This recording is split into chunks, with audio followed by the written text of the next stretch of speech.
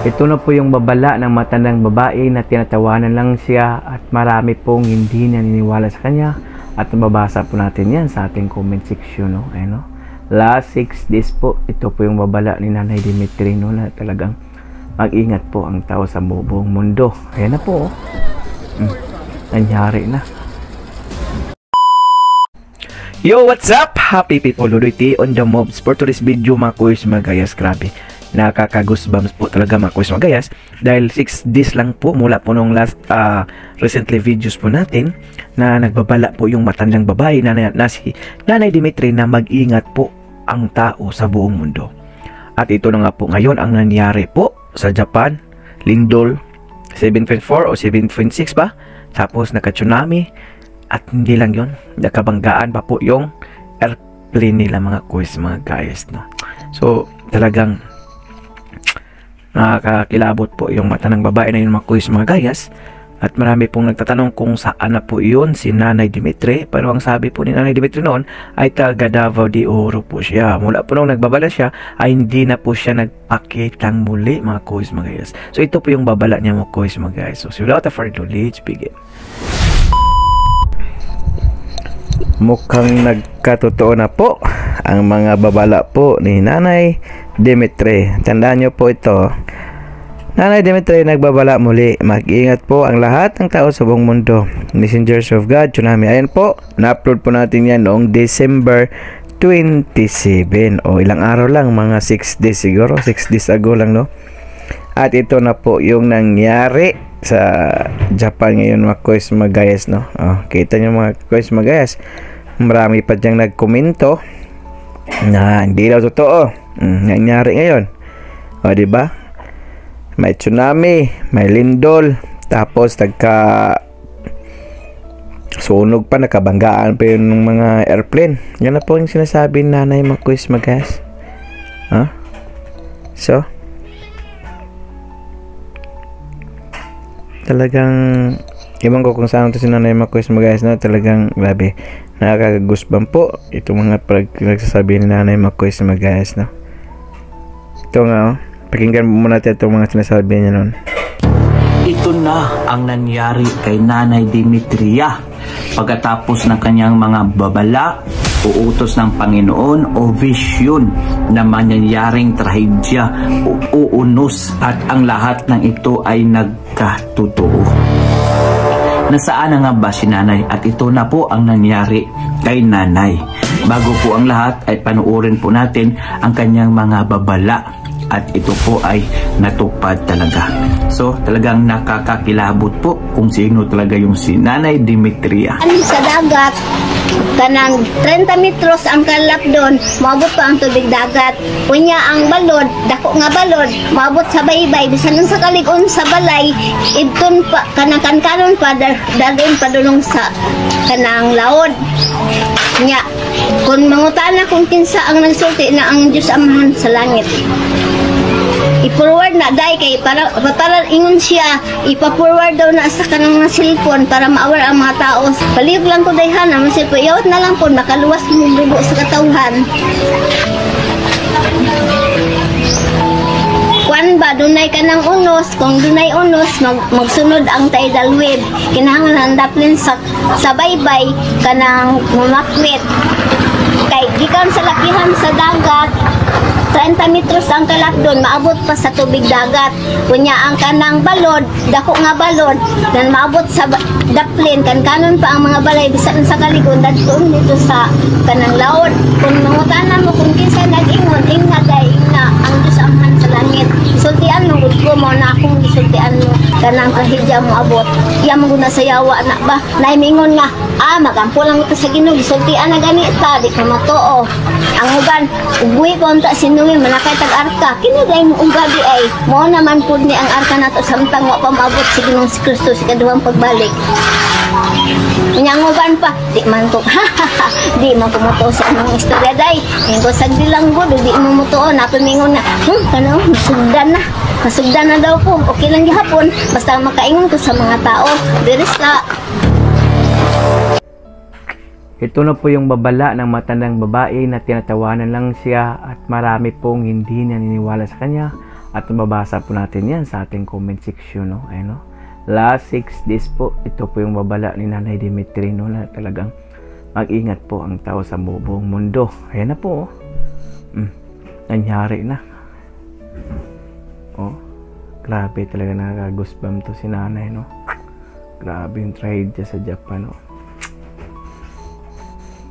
Kaya please naman guys, magayas kung meron pong mga matatandang babae o kahit sino pa yan na nagbabala, wag po tayong sarcastic, no? Wag po nating pagtawanan yung mga taong ganyan, wag po tayong mangungutya dahil ayan po, gaya niya. Pagbaba, biglang may sumabog. 管制官の指示と聞き間違えたか、あるいは場合によっては4国の機体が滑走路を外れて海上保安庁の機体と衝突したか、その現時点ではその2つのどちらかが考えられるかと思うんですね。私もあまり詳しくないんですけれども、羽田空港では一般的には旅客機を主に見ると思うんですが、海上保安庁の機体がこの羽田空港の滑走路の近くにいるというのは別に何か特別なことではないんですか？そうですね。羽田空港にはano naman yung mga pasahero. それは不思議なことじゃない。 Trauma to, nakakatakot. どういう状況でそういうことがあったということが考えられますか？ Buti na lang kamo, nakababa na sila. Hindi pa sa sa ere nangyari, no? 燃料タンク等が損傷して、そこから燃料が漏れて、 Ko, Japan, ano nangyayari sa'yo? Diyos ko Lord, kahapon lindol, tapos ngayon ito naman. ここからは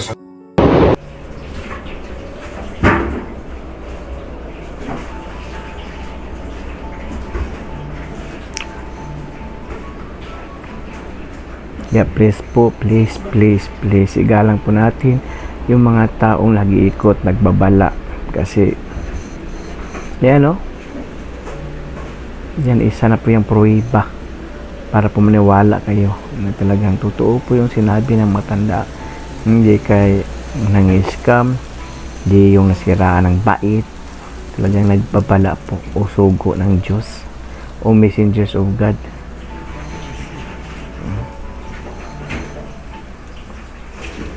Pagdasal po natin na hindi po mangyari malaking tsunami sa Pilipinas o lindol, napaglagay sa lindol, no? Pagdasal po natin yan. Sana mag-ingat po tayo palagi.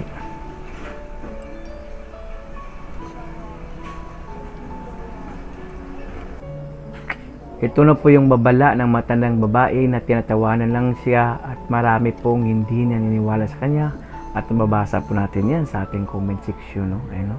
Last 6 days po, ito po yung babala ni Nanay Dimitri, no? Na talagang mag-ingat po ang tao sa buong mundo. Ayan na po, oh. Nangyari na. Oh, grabe talaga, nakaka-goosebump to si Nanay, no? Grabe yung tragedy sa Japan, no?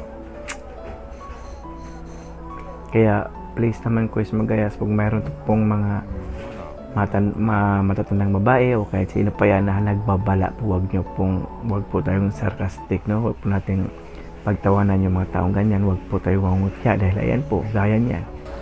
Diba? Kung niniwala pa lang siguro yung buong tao, makita nyo, maiwasan sana o hindi man lang masyadong mapuruhan gaya niya, no?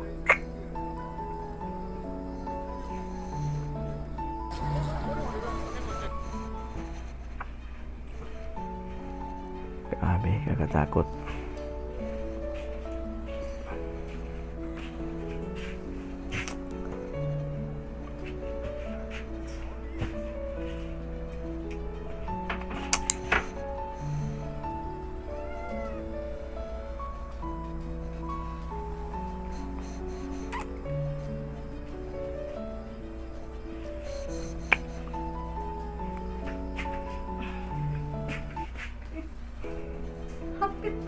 Suko siya, kailangan tao siya ako.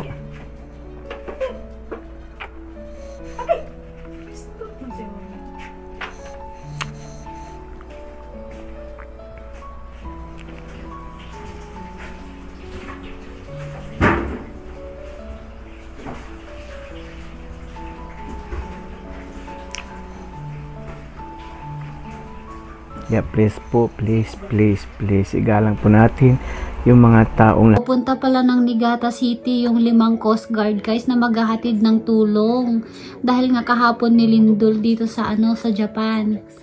Ngayon nung paalis na sila, pa-departure na yung Coast Guard, tapos nakasalubong ng Japan Coast Guard itong Japan Airline. Bali nagkasalubong sila. Tapos nung siguro pagkalipad nung Japan Coast Guard, nasagi yung yung sa may baba. Ewan ko kung saan nasagi, basta yun nagkasalubong daw sila. Grabe nangyari. Ala, Diyos ko. Nagkasalubong yung 2 eroplano. Nagkabanggaan, parang ganon. Dapat pupunta sana ng Niigata ng Niigata City yung 6 na Japan Coast Guard. Maghahatid sila ng tulong doon kasi nga nilindol nga doon kahapon. Nilindol kami dito kahapon. Grabe guys, January 1, January 2, ganito yung nangyari sa Japan. Nakaka-alarma. Halos lahat parang kinakabahan. Bakit ganito na yung nangyayari? Talagang na lang guys, pray na lang. Always pray. Ilagay natin sa puso natin si Lord talaga araw-araw. Diyos ko, sana wala nang sunod na mangyaring trahedya. Kawawa yung yung 5 namatay na maghatid sana ng tulong sa sa mga nasalanta ng lindol kahapon. Tapos parang palit buhay, no? Sila yung nagsakripisyo dun sa 300 na pasahero, 300 plus na pasahero ng Japan Airlines. Kawawa naman yung mga grabe. Diyos ko.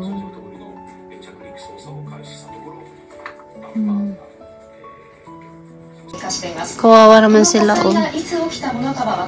Daming nasunugan. 皆さん十分に気をつけていらっしゃるとは思いますが、何とも火の元の確認をなさるようにしてください。7.6 magnitude naman kasi. 石川県の被害に関する消防からの新たな情報を改めてお伝えしますが、石川県輪島市では家屋などの倒壊が25件確認され、このうち14件で中に人が閉じ込められている可能性があり、消防が救助に当たっているということです。